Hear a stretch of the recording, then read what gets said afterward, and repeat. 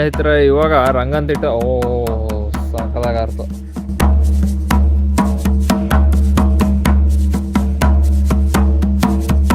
Welcome to the birds paradise. ಇಲ್ಲಿಂದ 2 kilometre.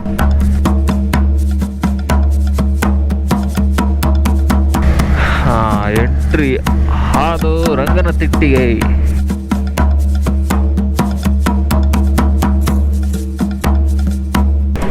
ಮುಂದೆ truck ಅಂತ ಅವನು ಚೆನ್ನಾಗಿ ಓಡಿಸ್ತಾನೆ ಹೋಗುತ್ತೆ. ಅಲ್ಲೇ ಎಕ್ಸ್ಪೀರಿಯನ್ಸ್ ಡ್ರೈವರ್ಗಳು ಈ ಆಟೋಗಳನ್ನ ತಿರುಗಿಸ್ತಾರಲ್ಲ, ಹಂಗೆ ತಿರುಗಿಸ್ತಾವ್ರೆ ಗಾಡಿನ. ನಮಸ್ಕಾರ ಸ್ನೇಹಿತರೆ. ಇವಾಗ ಟೈಮ್ ಬಂದು 6:41 ಆಗಿದೆ. All set. ಇವಾಗ ಹೊರಡೋಕ್ಕೆ ರೆಡಿಯಾಗಿದೆ ಎಲ್ಲನೂ. ಅರ್ಧ ಗಂಟೆ ಬೇಕು ಗುರು ಇವನ್ನೆಲ್ಲ ಮಾಡ್ಕೊಂಡು ನಿಂತ್ಕೊಳ್ಳೋ ಅಷ್ಟರಲ್ಲಿ.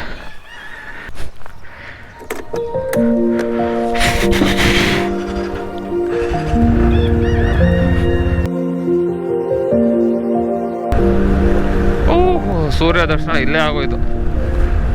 ಇಲ್ಲೊಂದು ಸ್ವಲ್ಪ ಗಣಪತಿ ದೇವಸ್ಥಾನದ ಮುಂದೆ. ಇವಾಗ ನಮ್ಮ ಕೋಟೆ ಗಣಪತಿಯ ದರ್ಶನ ಕೂಡ ಪಡ್ಕೊಂಡಾಯ್ತು. ಸಾಕಾದ ಕಾಣಿಸೋದು ಗುರು. ಈಗ ನಾನು ಮೈಸೂರು ರೋಡ್ನ ತಗೊಂಡಿದ್ದೀನಿ ನಮ್ಮ ನಾಗಮಂಗಲದಿಂದ.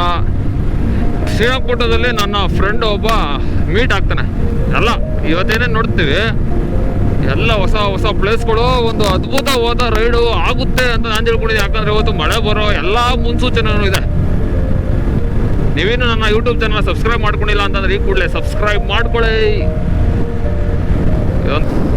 ಸೂರ್ಯ ಒಳ ಸಗದಾಗ ಕಾಣಿಸ್ತಾವ ಗುರು.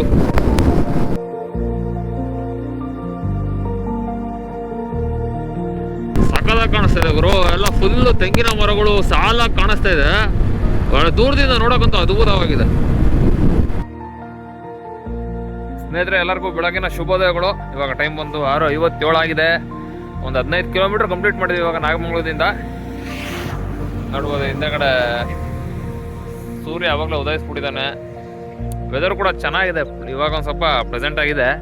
ಹೋಗ್ತಾ ಹೋಗ್ತಾ ಬಿಸಿಲು ಜಾಸ್ತಿ ಆಗ್ತದೆ. ಬಟ್ ಕ್ಲೋಡಿ ವೆದರ್ ಇರೋದ್ರಿಂದ ಚೆನ್ನಾಗಿದೆ ಅನ್ಕೋತೀನಿ. ಚೆನ್ನಾಗಿ ಆಗುತ್ತೆ ಈ ರೈಡು.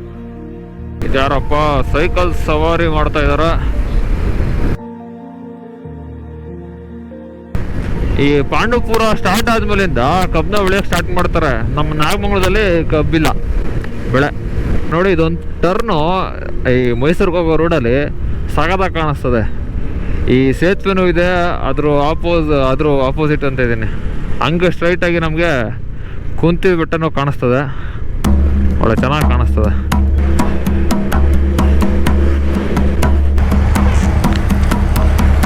ಪಾಂಡವಪುರಕ್ಕೆ ಎಂಟ್ರಿ ಆದವು. ಸ್ವಲ್ಪ ಇಲ್ಲಿಂದ ಸ್ವಲ್ಪ ರೋಡ್ ಚಿಕ್ಕದಾಗ್ತದೆ. ಅದೇ ರೀತಿ ಟ್ರಾಫಿಕ್ಕು ಜಾಸ್ತಿ ಆಯ್ತದೆ. ಅಣ್ಣ ಯಾವುದು ಕೆಂಪು ಸರ್ಗಿಂತ ಅಲ್ಟಿಯಾಗಿ ಓಡಿಸ್ತವನೆ. ಶ್ರೀರಂಗಪಟ್ಟಣಕ್ಕೆ ಬಂದೋಗಣಪ್ಪ. Hi bro. ನಮ್ಮ ಸುದೀಪ್ ಕನ್ನಡಿಗ ಅಂತ ಇನ್ಸ್ಟಾಗ್ರಾಮಲ್ಲಿ ಇದ್ದಾರೆ, ಹೋಗಿ ಚೆಕ್ ಮಾಡ್ಬೋದು. ನೀವು ಇದು ಮಾಡ್ತೀರಾ, ವಿಡಿಯೋ ಮಾಡ್ತೀರಾ ಹಾಕೊಂಡು? ಸರಿ ಸರಿ. ಇವತ್ತಿನ ನಮ್ಮ ಮೊದಲನೇ ಡೆಸ್ಟಿನೇಷನ್ ಬಂದು ರಂಗನತಿಟ್ಟು. ನಮ್ಮ ಮಂಡ್ಯ ಜಿಲ್ಲೆಯ ಒಂದು ಪ್ರವಾಸಿ ತಾಣ ಹಾಗೂ ನಮ್ಮ ಕರ್ನಾಟಕದ ಒಂದು ದೊಡ್ಡ ಬರ್ಡ್ ಸೆಂಚುರಿ. ಇಲ್ಲಿಂದ ಶ್ರೀರಂಗಪಟ್ಟಣದಿಂದ 5 ಕಿಲೋಮೀಟರ್ ಆಗ್ತದೆ ರಂಗನತಿಟ್ಟು. ಇಲ್ಲಿ ಹಾಕಿದಾರೆ ನೋಡಿ. ನೀವು ಮೈಸೂರಿಂದ ಬಂದರೆ ಲೆಫ್ಟಿಗೆ ಹೋಗ್ಬೇಕು, ಶ್ರೀರಂಗಪಟ್ಟಣದಿಂದ ಬಂದರೆ right. Welcome to the birds paradise. ಇಲ್ಲಿಂದ 2 ಕಿಲೋಮೀಟ್ರು.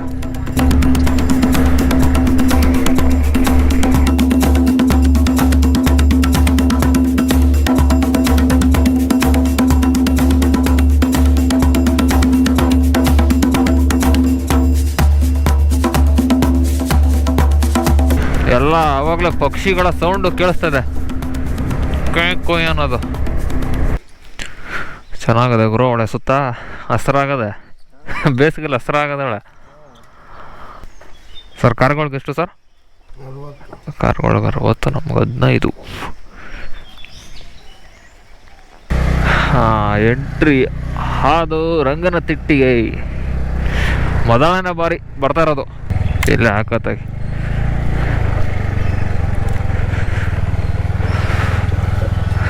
ಯಾರೋ ಒಬ್ಬರು ಬಂದವ್ರೆ ಅಷ್ಟೇ.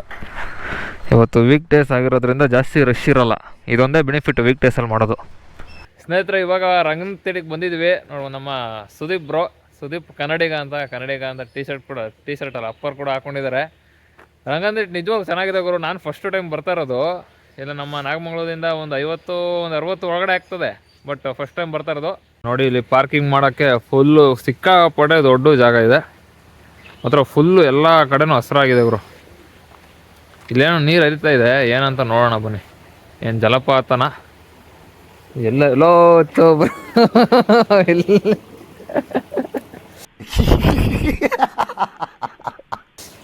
ಮಾಮೂಲಿ ಕಾಲುವೆ ನೀರು ಥರ ಹರಿತದಷ್ಟೇ.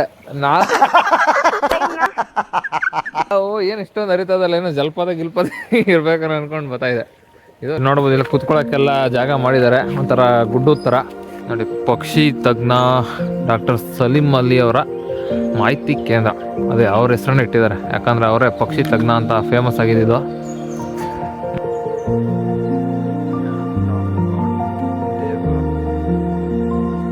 ಪಾರ್ಕಿಂಗ್ ಟಿಕೆಟ್ ಜೊತೆಗೆ ಇಲ್ಲಿ ಒಳಗಡೆ ಹೋಗೋಕ್ಕೆ, ರಂಗನತಿಟ್ಟು ಒಳಗಡೆ ಹೋಗೋಕ್ಕೆ ಟಿಕೆಟ್ ತಗೊಳ್ಬೇಕು. ಸ್ನೇಹಿತರೆ, ಇವಾಗ ಟಿಕೆಟ್ನ ತಗೊಂಡು ಬಂದಿದ್ದೀವಿ. ಟಿಕೆಟು ಭಾರತೀಯರಿಗೆ 75 ರೂಪಾಯಿ, ಆಮೇಲೆ ಫಾರಿನರ್ಸ್ಗಳಿಗೆ 500 ರೂಪಾಯಿ ದುಡ್ಡು ಇಟ್ಟಿರ್ತಾರೆ. ಬನ್ನಿ. ಹಾಂ, ಅವ್ರಿಗೆ 250 ರೂಪಾಯಿ. ನಮ್ಮ ಮಕ್ಕಳುಗಳಿಗೆ ಅದೇನು ಹಾಕಿರ್ತೀನಿ ನೋಡಿ. ಇಲ್ಲಿಂದ ಮಹಾರಾಜ ಗೋಪುರಕ್ಕೆ ದಾರಿ. ಹೋಗೋಣ ಬನ್ನಿ, ಹಂಗೆ ತಿರ್ಗಾಡ್ಕೊಂಡು.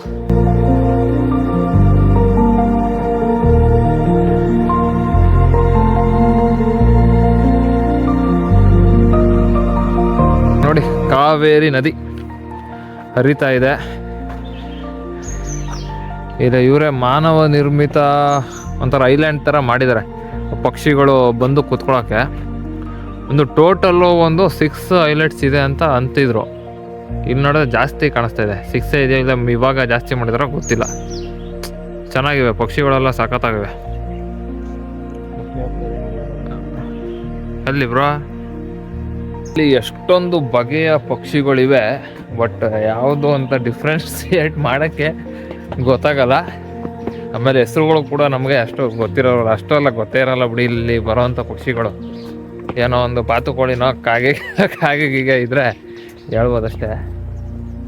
ಒಟ್ಟಿನಲ್ಲಿ ಮಾತ್ರ ಈ ಪಕ್ಷಿಗಳ ಬಗ್ಗೆ ಇಂಟ್ರೆಸ್ಟ್ ಇರ್ತದಲ್ಲ, ಅವ್ರಿಗೊಂದು ಒಳ್ಳೆ ಪ್ಲೇಸು. ಮತ್ತು ಪರಿಸರನೂ ಕೂಡ ಅಷ್ಟೇ ಚೆನ್ನಾಗಿದೆ. ಪರಿಸರನೂ ಒಂದು ಸ್ವಲ್ಪ ಟೈಮ್ ಸ್ಪೆಂಡ್ ಮಾಡ್ಕೊಂಡು, ಈ ಮೈಸೂರು ಶ್ರೀರಂಗಪಟ್ಟಣ ಸುತ್ತಮುತ್ತ ಬಂದರೆ 2 ಗಂಟೆ ಟೈಮ್ ಸ್ಪೆಂಡ್ ಮಾಡಿಕೊಂಡು ಆರಾಮಾಗಿ ತಿರ್ಗಾಡ್ಕೊಂಡು ಪಕ್ಷಿಗಳು ನೇಚರ್ ಮಧ್ಯೆ ಸಮಯ ಕಳೆಯೋಕ್ಕೆ ಅದ್ಭುತವಾಗಿದೆ ಇದು. ಹತ್ರ ನೋಡ್ತಾ ಇರ್ಬೋದು ಎಷ್ಟು ಪಕ್ಷಿಗಳು ಕೂತಿದೆ ಅಂತ ಬಗೆಯ ಪಕ್ಷಿಗಳಿದೆ ಇಲ್ಲಿ. ಹಂಗೆ ನೋಡಿ, ಹಾರಾಡ್ತವೆ.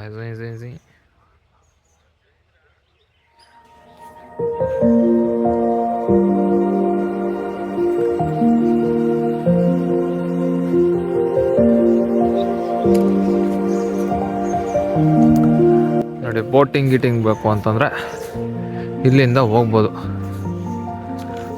ಪಕ್ಷಿ ಕಾಶಿ ದೋಣಿ ನಿಲ್ದಾಣ. ಸುಮಾರು ಹೋಗಂದ್ರು ಬೋಟಿಂಗು ಇಲ್ಲೊಬ್ಬ ಸ್ಟಾರ್ಟ್ ಮಾಡೋರೆ. ನೋಡಪ್ಪ, ಸ್ವಲ್ಪ ಹತ್ತಿರದಿಂದ ನೋಡ್ಬೋದು.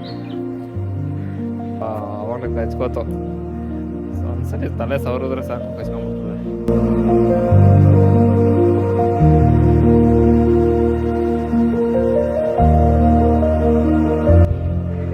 ಸ್ನೇಹಿತರೆ, ಇವಾಗ ರಂಗನತಿಟ್ಟು ಸಾಕದಾಗಾರ್ತು. ನಿಜವಾಗ್ಲೂ ಅದ್ಭುತವಾಗಿದೆ ಗುರು.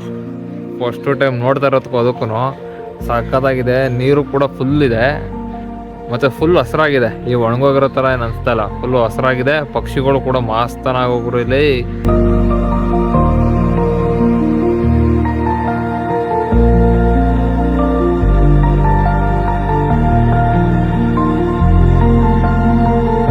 ಸ್ನೇಹಿತರೆ, ಇದನ್ನ ಫೆಬ್ರವರಿ 15, 2022 ರಾಮ್ಸರ್ ಸೈಟ್ ಅಂತ ಅನೌನ್ಸ್ ಮಾಡ್ತಾರೆ. ಈ ಹೆರಿಟೇಜ್ ಸೈಟ್ ಅಂತೆಲ್ಲ ಮಾಡ್ತಾರಲ್ಲ, ಸೊ ಆ ಥರ ಈ ಪಕ್ಷಿಗಳ ಇದ್ರ ಬಗ್ಗೆ ರಾಮ್ಸರ್ ಸೈಟ್ ಅಂತ, ಅದೇನೋ ವೆಟ್ಲ್ಯಾಂಡ್ ಸೈಟ್ ಅಂತ ಏನೋ ಅನೌನ್ಸ್ ಮಾಡಿದ್ದಾರೆ ಇದನ್ನ 2022ರಲ್ಲಿ. ಮತ್ತು ಇದು ನಮ್ಮ ಕರ್ನಾಟಕದಲ್ಲೇ ಒಂದು ದೊಡ್ಡ ಬರ್ಡ್ ಸೆಂಚುರಿ. ಕರ್ನಾಟಕದಲ್ಲಿ ಒಟ್ಟು 3 ಇದೆ, ಇದು ನಮ್ಮ ಮಂಡ್ಯ ಜಿಲ್ಲೆಯಲ್ಲಿರುವಂಥದ್ದು. ನಿಜವಾಗ ಸೂಪರ್. ಬನ್ನಿ ಬೇರೆ ಕಡೆ ಎಲ್ಲ ಹೋಗೋಣ. ಇಲ್ಲಿ ಬೋಟಿಂಗ್ ವ್ಯವಸ್ಥೆನೂ ಕೂಡ ಇದೆ. ಬೋಟಲ್ಲಿ ಹೋದ್ರೆ ನಿಜವಾಗ್ಲೂ ಹತ್ತತ್ರದಲ್ಲಿ ನೋಡ್ಬೋದು ಪಕ್ಷಿಗಳನ್ನ. ಬಟ್ ಏನು ಅಂತಂದರೆ ₹100 ಬೋಟಿಂಗ್ ಚಾರ್ಜ್ ₹100 ಇದೆ. ಅದರಲ್ಲಿ ಬಂದರೆ ಕಾಯ್ಬೇಕಂತೆ, ಒಂದು 15 ಜನ ಆಗಬೇಕಂತೆ ಒಂದು ಬೋಟರ್ಗೆ. ಸೊ ಅವಾಗ ಕರ್ಕೊಂಡು ಹೋಗ್ತೀವಿ ಅಂತಂದರು. ಬಟ್ ಅವಾಗ ಹೋದರೆ ಜನಗಳು, ಇವಾಗ ವೀಕ್ ಡೇಸ್ ಆಗಿರೋದ್ರಿಂದ ಅಷ್ಟು ಜನಗಳು ಬರೋಲ್ಲ, ಸುಮ್ಮನೆ ಸಿಕ್ಕಾಪಟ್ಟೆ ಕಾಯಬೇಕು. ನಾವೇ ಪ್ರೈವೇಟ್ ಮಾಡ್ಕೊಂಡು ಹೋಗ್ತೀವಿ ಅಂತಂದರೆ ₹2,000 ಅಂತೆ. ನಾವು ಇಡೀ ಟ್ರಿಪ್ನೇ ಮುಗಿಸ್ಕೊಬರ್ತೀವಿ ₹2,000. ಈಗ ₹2,000 ಕೊಡೋಕ್ಕಾಗಲ್ಲ. ಬನ್ನಿ ಹಂಗೆ ದೂರದಿಂದನೇ ನೋಡ್ಕೊಂಡು ಖುಷಿ ಪಡೋಣ. ಇಲ್ಲಿ ನಮ್ಮ ಹಿಂದೆನೇ ಬರ್ತಾಯಿದೆ ಪಕ್ಷಿ ವೀಕ್ಷಣಾ ಗೋಪುರ. ಅಣ್ಣ ನೀನು ಬರ್ಬೇಡ ಕಣ ಇಲ್ಲಿಗೆಲ್ಲ, ಅದು ಗಟ್ಟಿಯಾಗ ಅದೇನಪ್ಪ. ಚೆನ್ನಾಗಿ ಕಾಣಿಸ್ತಾ ಇದೆ. ನಮ್ಮ ಜೊತೆಗೆ ಇದು ಹತ್ತಕ್ಕೆ ಟ್ರೈ ಮಾಡ್ತಾ ಇದೆ. ಇಳೆ ಕೆಳಗಡೆಗೆಲ್ಲ ಸ್ನೇಹಿತರೆ, ಇವಾಗ ಎಲ್ಲ ಕಡೆನೂ ಕಾಗೆಗಳಿಲ್ಲ ಅಂತ ಸ್ವಲ್ಪ ಪೋಸ್ಟ್ಗಳೆಲ್ಲ ಮಾಡ್ತಾಯಿದ್ದಾರೆ ಮೆಮ್ಸಲ್ಲಿ ಕೂಡ. ಸೊ ಇಲ್ಲಿ ನೋಡಿದ್ರೆ ಹೊಸಿ ಕಾಗೆಗಳಿಲ್ಲ ಗುರು. ಏನು ಎಲ್ಲ ಇರೋ ಬರೋವೆಲ್ಲ ಇಲ್ಲಿಗೆ ಬಂದ್ಬಿಟ್ಟವ ಏನೋ ಗೊತ್ತಿಲ್ಲ. ಸಿಕ್ಕಾಪಟ್ಟೆ ಇವಾಗ ಕಾಗೆಗಳು, ಬೇರೆ ಪಕ್ಷಿಗಳಿಗಿಂತ ಅವೇ ಜಾಸ್ತಿ ಅವೆ ಇಲ್ಲಿ ಕಾಗೆಗಳು. ಇಲ್ಲಿ ನೋಡಿ ಒಂದು ಚಿಕ್ಕ ಸೇತುವೆ ಥರ ಇದೆ.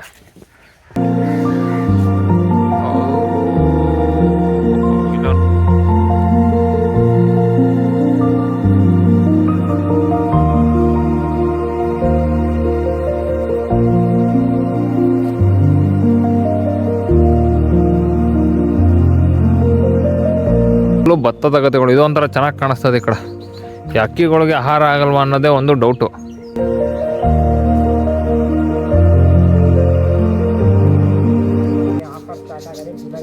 ಇಲ್ಲೊಂದು ಹೆಣ್ಣು ನವಿಲು ಸ್ನೇಹಿತರೆ ನೋಡಿ, ಅಲ್ಲೊಂದು ನವಿಲು ಕೂದಿವೆ. ಏನು ಅಂತಂದರೆ ಒಂದು ಡಿಸಪಾಯಿಂಟ್ ಏನು ಅಂತಂದರೆ, ನಮ್ಮ ಮೊಬೈಲ್ಗಳಲ್ಲಿ ಝೂಮ್ ಮಾಡಿದಾಗ ಕ್ಲಾರಿಟಿ ಕಡಿಮೆ ಆಗ್ತದಲ್ಲ. ಸೊ ಆವಾಗ ಪಕ್ಷಿಗಳು ನೀಟಾಗಿ ಕಾಣಿಸಲ್ಲ, ಎಲ್ಲ ಬ್ಲರಾಗಿ ಕಾಣಿಸ್ತದೆ. ಬಟ್ ನಮ್ಮ ಕಣ್ಣಿಗೆ ಚೆನ್ನಾಗಿ ಕಾಣಿಸ್ತದೆ ಮೊಬೈಲ್ಗಳಿಗಿಂತ. ಸೊ ಆದ್ದರಿಂದ ನೀವು ಇಲ್ಲಿಗೆ ರಂಗನತಿಟ್ಟಿಗೆ ಒಂದು ದಿನ ಭೇಟಿ ಮಾಡಲೇಬೇಕು. ಹತ್ರ ಇದೆ ಮತ್ತು ಒಳ್ಳೆ ಕನೆಕ್ಟಿವಿಟಿನೂ ಕೂಡ ಇದೆ. ರೋಡು ಕೂಡ ಚೆನ್ನಾಗಿದೆ. ಎಲ್ಲೋ ಒಂದು ಸ್ವಲ್ಪ ಹಳ್ಳ ದಿನ ಬಿಟ್ಟರೆ ರೋಡು ಕೂಡ ಚೆನ್ನಾಗಿದೆ. ನೋಡ್ಬೋದು ಇಲ್ಲಿ ಎಷ್ಟು ಹಸಿರಾಗಿದೆ ಅಂತ, ಫುಲ್ಲು ಪೂರ್ತಿ ಹಸಿರು. ಈ ಕಡೆ ನೋಡಿ, ಮೇಲ್ಗಡೆ ನೋಡಿ ಹಂಗೆ ಎಷ್ಟು ಪಕ್ಷಿಗಳು ಹಾರಾಡ್ತವೆ. ಓಹೋ ಅಲ್ಲಿ ನೋಡಿ ಕ್ಷಣ ಗೋಪುರ ಓಟು.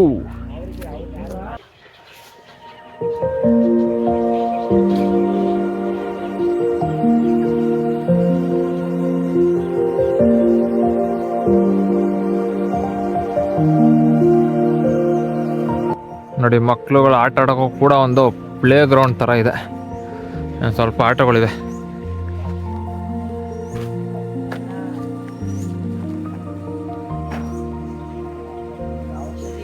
ಇವಾಗ ರಂಗತಿಟ್ಟನ್ನ ನೋಡಾಯ್ತು. ಇವಾಗ ನಮ್ಮ ಮುಂದಿನ ಪಯಣ ಇನ್ನೊಂದು ಸ್ಯಾಂಚುರಿ ಅದು.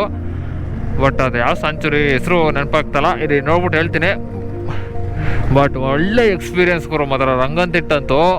ನೋಡಿ ಒಂಥರ ಯಾವುದೋ ಒಂದು ವೆಸ್ಟರ್ನ್ ಘಾಟ್ ಬಂದಿರೋ ಥರ ಫೀಲ್ ಆಗ್ತಾಯಿದೆ.